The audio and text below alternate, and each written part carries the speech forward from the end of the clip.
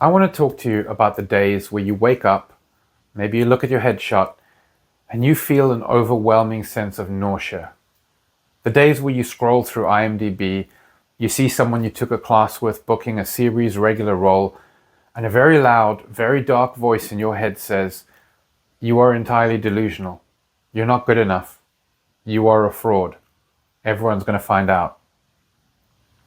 Every YouTube video, acting coach, and self-help book will tell you how to conquer imposter syndrome. They'll tell you how to manifest confidence, do power poses, and just believe in yourself. I'm not going to tell you to do any of that today because it can be toxic and it often doesn't work. Today, we're going to have a very honest conversation about low self-esteem in this industry. I'm going to tell you why feeling like a fraud is actually a permanent part of the job description and exactly what you have to do to survive it without losing your mind. Hi guys, welcome back. If you're new here, my name is Andrew. I'm an actor, an author, and a virtual filmmaker. On this channel, we break down the mindset, the tech, and the strategies that you need to take absolute control of your acting and creative career, so you never have to wait for a gatekeeper to give you permission to act or make art. If you want to join the community, hit subscribe, drop a like, and let's get into the reality of imposter syndrome. Let's dismantle the biggest lie in the acting industry first. The idea that one day you will book a big enough role, make enough money, or get enough followers, and your low self-esteem will magically vanish.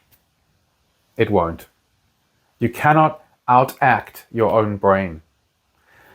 Acting actually requires you to be hyper vulnerable. You are literally taking your own emotions, your own body, your own voice, and putting them on a platter for total strangers to judge. If you don't feel incredibly insecure doing that, you wouldn't be a human being. You would be a psychopath. The fear means your empathy is working. The fear means your instrument is tuned. But when we don't understand that, we internalize that fear. We think, I feel terrified, therefore I must be terrible at this. If you think this feeling goes away when you get an Oscar, you need to look at the masters. Look at, for example, Judi Dench, Dame Judi Dench. Widely considered one of the greatest actors to ever walk on a stage or step in front of a camera. She has been incredibly open about the fact that before every single role, she is absolutely paralyzed by the thought that this will be the time she gets found out. She genuinely believes she doesn't know how to act and that the director is going to fire her on the first day of rehearsals. Judi Dench. If one of the greatest living actors still wrestles with the exact same imposter syndrome you do sitting in your bedroom, then maybe the goal is not to get rid of the feeling. Maybe the goal is to realize the feeling is just a passenger in the car.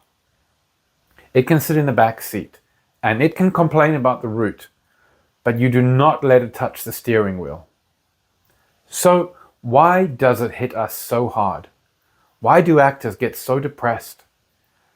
It happens because we've tied our entire self-worth to an industry that does not care about us. When you first started acting, you did it because it was fun. It was play. It was an escape. But the second you decided to make it your career, you put a price tag on your soul. You started waiting for a casting director to tell you that your play was worth money. When we go 6 months, or a year, or 3 years without booking a big professional job, our brain rewires itself. It says, nobody's paying me to act, therefore I am not an actor.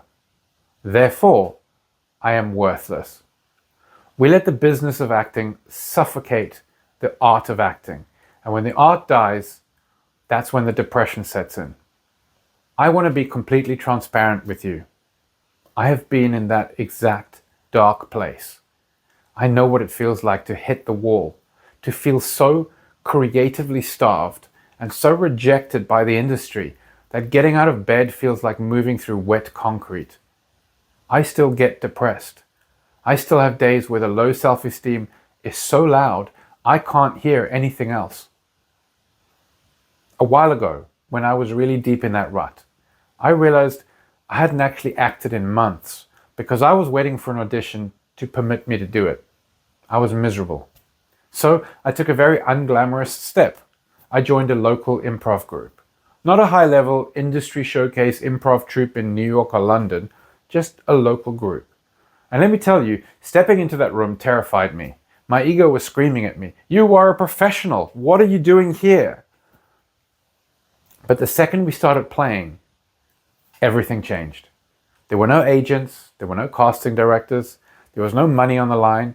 It was just a group of people standing in a circle, making complete fools of themselves, and then laughing until we couldn't breathe. Joining that group didn't magically cure my depression. I still have bad days. But it gave me an outlet. It gave me a community of people who just wanted to play. It completely decoupled my love for acting from the pressure of the industry. When the low self-esteem hits, and it will, your instinct will be to isolate. You'll want to hide. You'll want to deny the feelings and just try to push through by endlessly refreshing your email, waiting for your agent to call. Do not do that. Feel the feelings. Acknowledge that today is a dark day. Say it out loud. I feel like a fraud today. Validate it. And then take action. You have to move the energy out of your body. You have to do some acting. Or if not acting, then some other creative outlet that brings you joy. Go find a local amateur dramatic society. Go join a community theatre play. Go take a beginner's improv class where nobody knows your CV or resume.